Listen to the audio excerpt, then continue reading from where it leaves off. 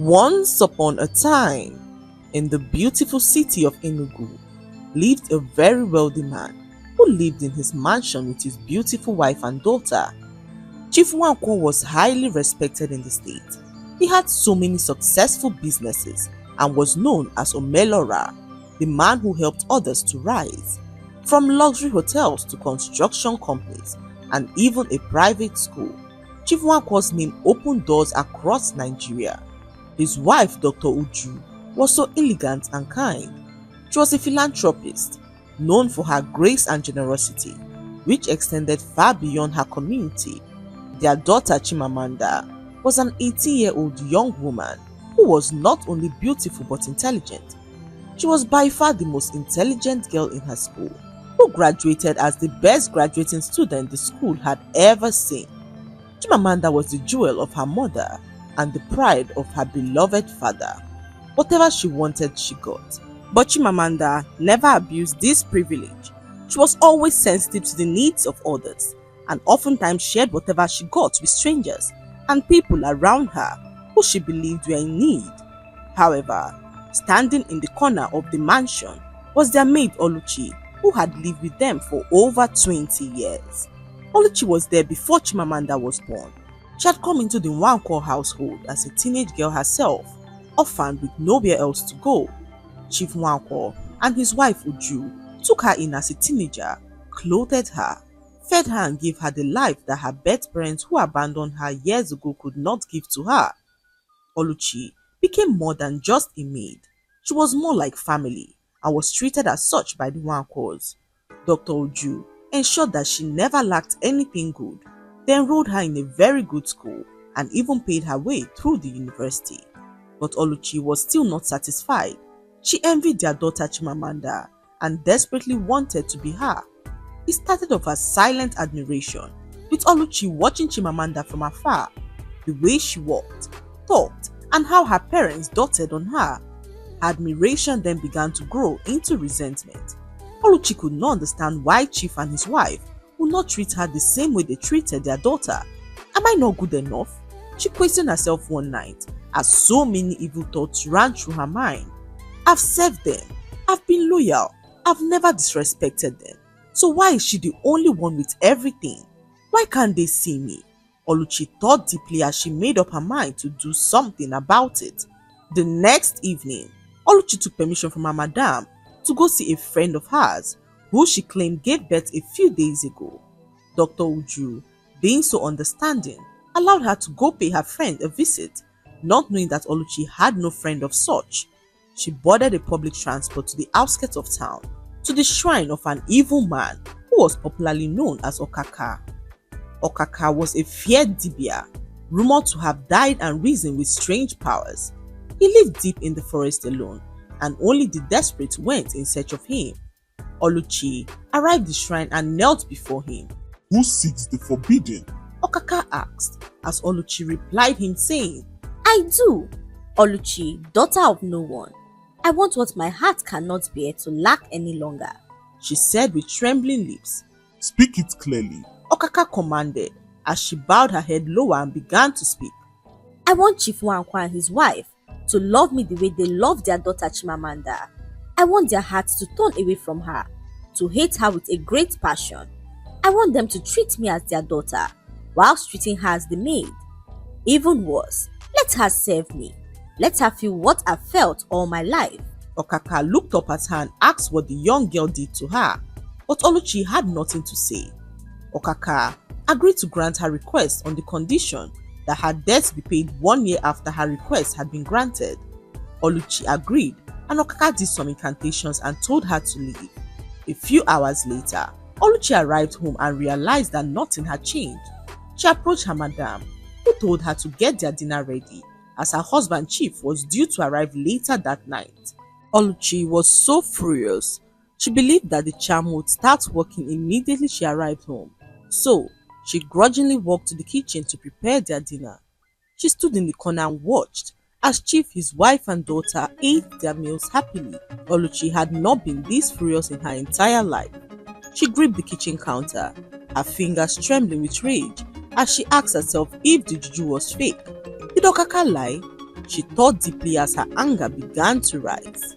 Oluchi cleared the dishes in the sink and went to bed angry. She laid in bed for a few hours, unable to sleep, when suddenly she fell into a very deep sleep. At exactly 12:03 in the morning, a loud crash echoed from Chief Nwankwo's room, and Chimamanda, their daughter, rushed in to see what had happened, only to find her father glaring at her with bloodshot eyes. What are you doing in my room? You house girl. Have you lost your mind? Who gave you the audacity to enter here without knocking? Chimamanda froze. Daddy, it's me, Chimamanda, your daughter. Daughter? My only daughter is Oluchi. You're just a girl we picked from the streets. Don't ever call me that again. Dr. Ju, to Chimamanda's horror, nodded in agreement. Tears poured down from Chimamanda's eyes as she looked from one parent to the other, praying that it was only a prank, but their faces remained cold and blank. She walked up to Oluchi, trying to understand what was happening, and Oluchi looked her in the eyes and laughed. "You haven't seen anything yet," Oluchi said to Chimamanda, who she threatened to send out of the house if she refuses to comply with her wishes. Oluchi walked out on her excited. She smiled wickedly as she relished every second of the confusion and heartbreak that she saw on Chimamanda's face. Everything had finally changed, and Oluchi could not wait to enjoy all the privileges that Chimamanda had once enjoyed. From that day on, the Nwankwo family never remained the same again. Oluchi, the maid, became the golden child of the family, while Chimamanda, their only daughter, became a maid in her own father's house. She was forced to do all the things that Oluchi had once done. She washed the floors, scrubbed the toilets, and served food to Oluchi, who now sat at the head of the dining table, basking in her stolen glory. Chief Nwankwo now called Oluchi my princess, and Dr. Oju would hug her tightly each morning, telling her how proud she was to be her mother. Meanwhile, Chimamanda, the girl once celebrated with newspaper articles and scholarship offers, was now referred to as the help. Whenever she tried to speak the truth, she was silenced with a slap or a sharp warning by her parents that she would be thrown out of the house if she dared to refer to herself as their daughter. "If not for Oluchi's compassion, we would have thrown you out of this house a long time ago," they said to their daughter Chimamanda, whose heart broke to see her mother and father treating her in such a condescending way. The entire household now saw her as the maid, whilst Oluchi was now treated as their daughter. She spared no opportunity to show Chimamanda how much she hated her, and Chimamanda could not revolt as she feared being kicked out of her father's mansion. So she endured and did everything that Oluchi asked her to do, hoping that one day her parents would come back to their senses and see her as their daughter. One morning, whilst the rain poured heavily outside, Chimamanda laid in bed sick. The events of the past few days were now taking a toll on her health as Chimamanda laid in bed. Oluchi woke up from sleep to realize that Chimamanda was still in bed in the maid's room. Filled with extreme anger, she marched to the room and found her asleep on the bed. Oluchi dragged her out of bed by her hair. "So you now sleep like a queen? Lazy pig, get up." Oluchi screamed, yanking Chimamanda to the cold tiled floor. Chimamanda winced in pain, her fevered body trembling, her throat too dry to speak. "Please, I'm not feeling well," she whispered weakly, but Oluchi wasn't listening. "Not feeling well? In this house? With all the free food you're eating? Stand up now, or I'll pour boiling water on you." Before Chimamanda could gather herself, Oluchi dragged her by the arm out of the room and shoved her towards the back garden, where the rain poured mercilessly. The thunder roared as Oluchi forced Chimamanda to her knees, right in the open compound, beneath the pelting storm. "Kneel down here and raise your hands," Chimamanda gasped. Please, I'm sick. I beg you, please." But Oluchi spat on the ground beside her and hissed, "This is where you belong. Felt like you doesn't deserve shelter." She turned around and walked back into the house soaked, but smiling from ear to ear as she caught sight of Mr. and Mrs. Nwankwo, who were seated at the table, enjoying their hot pap and akara, while the rain pounded on the glass windows of their grand mansion. Oluchi approached casually. "Good morning, mommy. Good morning, daddy," she said as Dr. Oju smiled warmly. "Morning, my darling. I hope that ungrateful girl is finally learning her place in this house. Oluchi chuckled as she took her seat at the table and reached for a piece of bread. She's outside, kneeling under the rain. I caught her sleeping when she was supposed to be cleaning. Chief Nwankwo grunted, not even blinking. That's what she deserves. We've been too lenient with her for all these years. I think it's high time we set boundaries so she doesn't get any ideas in her head. Exactly. His wife, Dr. Uju, added, let her kneel there until she knows that she's not part of this family.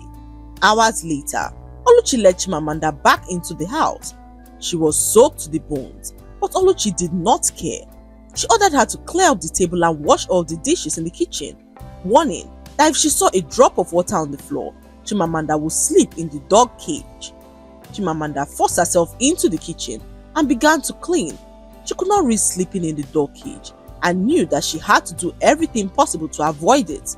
In that moment, Chimamanda felt a liquid substance trickle down her laps. Her monthly visitor had just come knocking, and Chimamanda had to rush to her room to wear a pad.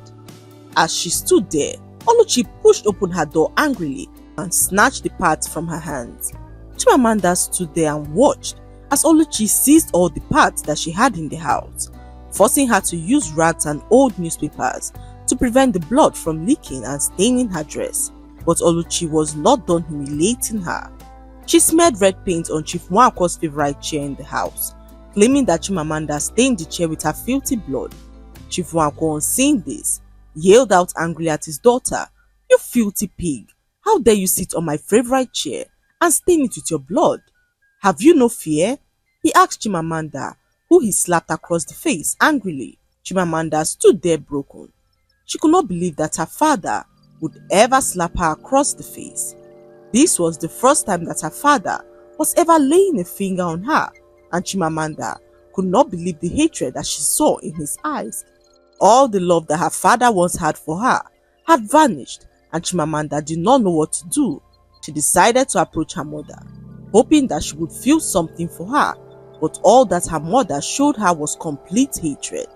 The next day, Chimamanda stood in the corner and watched as her parents bought Oluchi some gifts: perfumes, handbags, shoes, and even the latest phone that Chimamanda had been begging them to buy for her. Chimamanda's heart sank at the sight of this. The same phone which she had begged her parents for months, the same one her parents had said was too expensive for her, was now being unwrapped by Oluchi, her maid, who screamed out in joy like a pampered princess. Mommy, Daddy, thank you so much, Oluchi said, hugging Dr. Uju, who laughed and kissed her on the cheek. You deserve more, my darling, Dr. Uju said lovingly to Oluchi, who smiled at Chimamanda, seeing all the pain in her eyes. Months passed, and Oluchi continued to make Chimamanda's life a living hell. She took over her life completely, wearing her clothes, using her room, attending events with Chief and his wife, who introduced her to people as their daughter. People who knew Chimamanda were confused to see them referring to their maid as their daughter. However, no one dared to question them, knowing how nicely they treated Oluchi for all these years, until Oluchi did something that made everyone question what was really going on. This was almost a year later. Oluchi posted a video online to humiliate Chimamanda. It was a video of Chimamanda bleeding through her dress while scrubbing the kitchen floor in tears. Oluchi posted it anonymously on a gossip blog with a cruel caption that read, "Rich families made disgust entire house with filth." What Oluchi did not know was that in her desperation to humiliate Chimamanda, she made a terrible mistake that she could not undo. In the corner of the video, next to the kitchen window, was a photo frame with a picture of Chief Nwankwo, his wife and daughter Chimamanda, and not Oluchi. Within hours, the video exploded on social media, sparking conversations about the maid who turned her boss's daughter to a maid. Questions began to pour in, and they came in fast and loud. Why is the real daughter on the floor while the maid films her? Is this abuse? Who is Oluchi, and why is she calling herself their daughter? Where is Chimamanda Nwankwo? The internet did not rest. Bloggers dug up old pictures of Chimamanda and her parents, side-by-side comparisons showing that the girl in the viral video was indeed their daughter Chimamanda. No one could doubt that something was definitely wrong. The video, got to the hands of Nenye, who was so shocked to see her best friend being treated like a maid. Nenye was Chimamanda's best friend, who left the country a few months ago. She had always been in touch with Chimamanda till one morning when she tried her number and realized that it was switched off. She did all she could to reach her, but nothing she did worked. What Nenye did not know was that Oluchi had turned Chimamanda to a maid. Nenye knew Oluchi so well and was shocked to see her treating Chimamanda in such a terrible way. She returned home and could not take her mind off all that had happened. Oluchi did not care about the media outburst. If anything, she was happy to be popular as her social media pages blew up overnight. All the blogs were talking about her and her pictures were plastered on several social media pages. Whenever she went out, people recognized her, and this made her so happy until one fateful night when everything changed. Oluchi had just finished shopping for some new shoes and bags. Chief Nwankwo sent her a huge amount of money to go change her wardrobe, and Oluchi could not keep calm about it. She was now popular and saw a need to post her life on social media to draw more traffic to her page. So she kept posting and posting, updating everyone about her shopping experience. Once she was done shopping, she got into her car and began to drive back home. On her way, she noticed that a car was now trailing her. At first, she thought it was a coincidence, so she switched lanes and realized that the car followed. Oluchi turned into a street, hoping to lose the car, but to her greatest surprise, the car followed her into the same street. Panic began to rise in her chest as Oluchi gripped the steering wheel tighter and began to accelerate, weaving her way through traffic with reckless abandon. The trailing car remained glued to her tail, its headlights flashing continuously through her rearview mirror. "No, no, not today," she screamed, stepping harder on the accelerator. She flew past several intersections, ignoring traffic lights, and nearly hitting two pedestrians as she swerved violently to the left. But luck was not on her side as she collided with a truck, which was also moving at a ridiculous speed. Oluchi screamed as her car spun out of control, her tires screeching as the car flipped over and hit a tree. Everything went black in that moment as Oluchi was rushed to a nearby hospital. News of the accident reached the ears of Chief and his wife, who rushed to the hospital to see Oluchi, their maid, who they believed was their daughter. But the moment they stepped into the ICU and laid eyes on her, something strange fell off their eyes. In that moment, all they saw was their maid Oluchi, who was now in coma. Dr. Oju staggered backwards as she clutched her head. Chief Nwankwo gasped, gripping the bedrail for support. His vision blurred for a second, and then suddenly, it all came rushing back.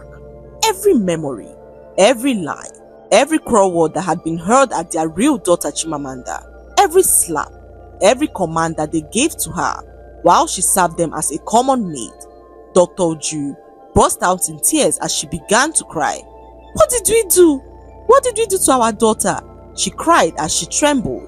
Chief Nwankwo stood frozen, his face drained of color. It was as if a veil had been lifted from their eyes. The evil charm that had clouded their minds for almost a year shattered at the sight of Oluchi's unconscious body. Suddenly, the image of Chimamanda scrubbing the floor, trembling in the rain, bleeding through her dress, all of it flooded back like a nightmare playing on repeat. Dr. Oju broke down completely, wailing uncontrollably beside her husband. "She called me mommy and I spat in her face. I let our poor daughter kneel under the rain. I even slapped her hard across the face. Oh God, I slapped my poor baby," she said as her cry intensified. Chief Nwankwo, the mighty Omelora, collapsed into the nearby chair, covering his face in shame. "I called her a pig. I watched her serve Oluchi like a slave. I slapped her because of an ordinary chair." Neither of them could bear the weight of their guilt. They arrived home later that night, but Chimamanda was nowhere to be found. They searched everywhere for her, but no one seemed to have seen her, not even her best friend Nenye. That night was the longest night of their lives. They sat in their living room, unable to sleep, as they thought of where their daughter could have gone. Morning came, and still there was no sign of their daughter Chimamanda. Her father, Chief, decided to head to the police station to file a missing persons report when suddenly a call came through to his phone.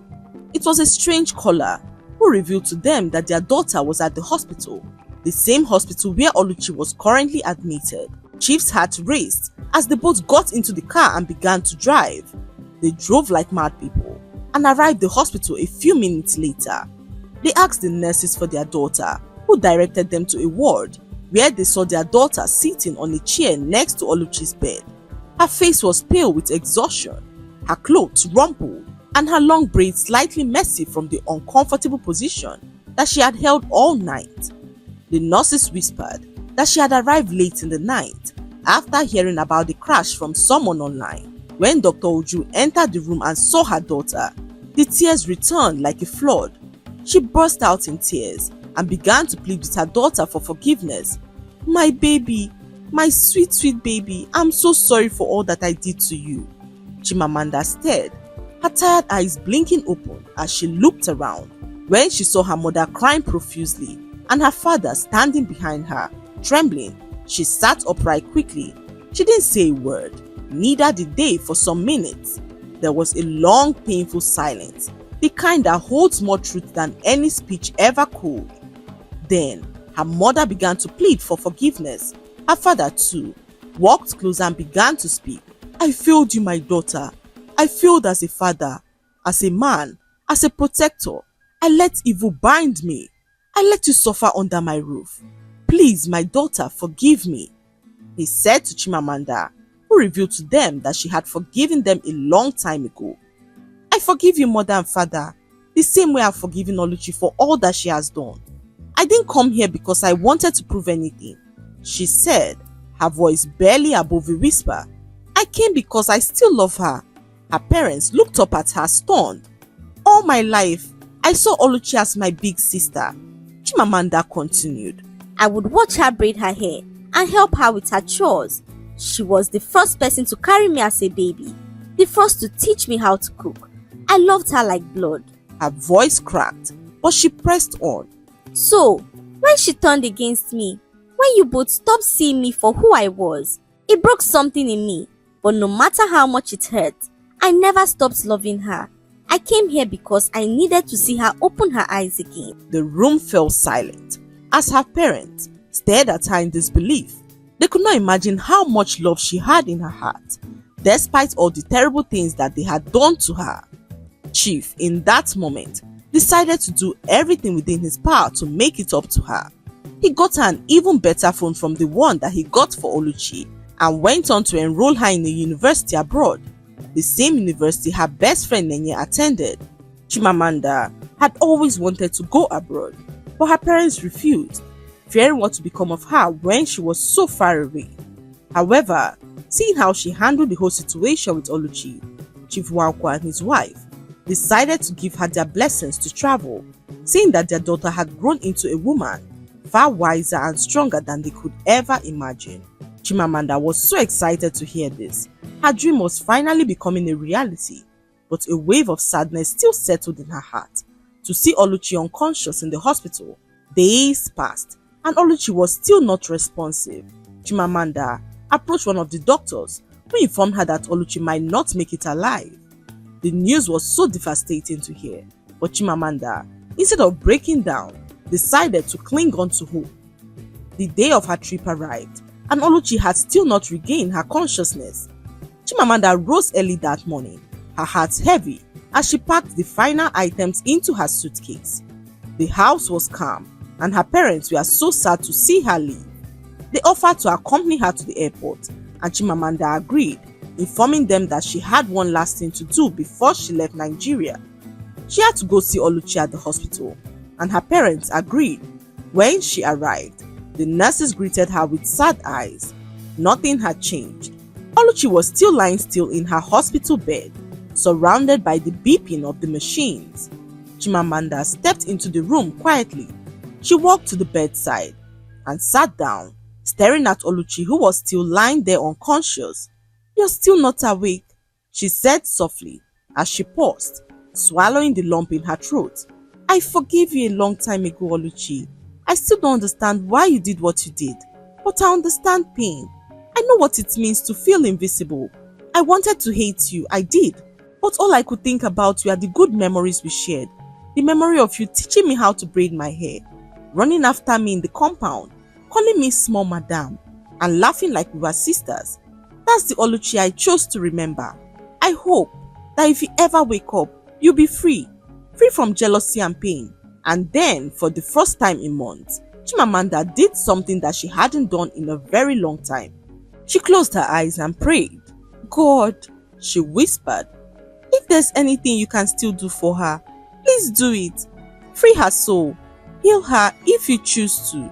But if not, give her peace. She sat in silence for a few minutes, then stood up, wiped her tears and turned towards the door. She didn't look back, as her parents were waiting in the car to drive her to the airport. As she approached the airport gate, her phone began to ring. Chimamanda glanced at the screen and noticed that it was an unknown number. Hello? A weak, trembling voice came through. Chimamanda. Chimamanda stopped walking. Oluchi, she whispered. I'm awake. I heard your prayer. I don't know how, but I was trapped somewhere dark. It was in Okaka's shrine. I was a prisoner, but your voice, your forgiveness, it pulled me out. Chimamanda's eyes widened as she listened. I'm so sorry, Chimamanda, Oluchi sobbed, for everything, for the lies, for the cruelty, for trying to take your life away through diabolical means. I'm so sorry, Chimamanda, she said as she pleaded for her forgiveness. Tears streamed down Chimamanda's cheek as she closed her eyes and assured Oluchi that she had forgiven her. A long silence lingered between them, filled only by quiet tears on both sides of the line. When the call finally ended, Chimamanda stood and walked towards the boarding gate, lighter, freer, no longer carrying the weight of what had been done to her. Back in Enugu, however, Chief Nwankwo and his wife took full responsibility for Oluchi's care. Despite everything, they could not abandon her in her most broken moment. Oluchi remained in the house, now blind and paralyzed. Her once proud voice had now grown soft, and her arrogance was now replaced by quiet humility. Each day, she asked for forgiveness, not just from the Nwankwos, but from herself. She lived the rest of her life in quiet reflection, never forgetting the mercy that Chimamanda had shown to her. And far away, in a snowy corner of the world, Chimamanda studied hard, with her friend Nenye by her side. She thrived and blossomed, and her light shone even brighter than before. The scars remained, but so did her strength. And whenever anyone asked her how she became so wise at such a young age, Chimamanda would smile and say to them, I learned early that love has the power to break even the strongest curse. The lesson to be learned from this story is that the heart that forgives is far stronger than the one that seeks revenge. Oluchi had everything she needed to thrive, but her bitterness blinded her to her blessings and led her to destroy herself. Chimamanda, on the other hand, endured unimaginable pain, but never lost her humanity. Her love and prayers broke a powerful curse, proving that even in the face of betrayal, kindness and mercy hold the power to heal, restore and transform. I hope you enjoyed the story.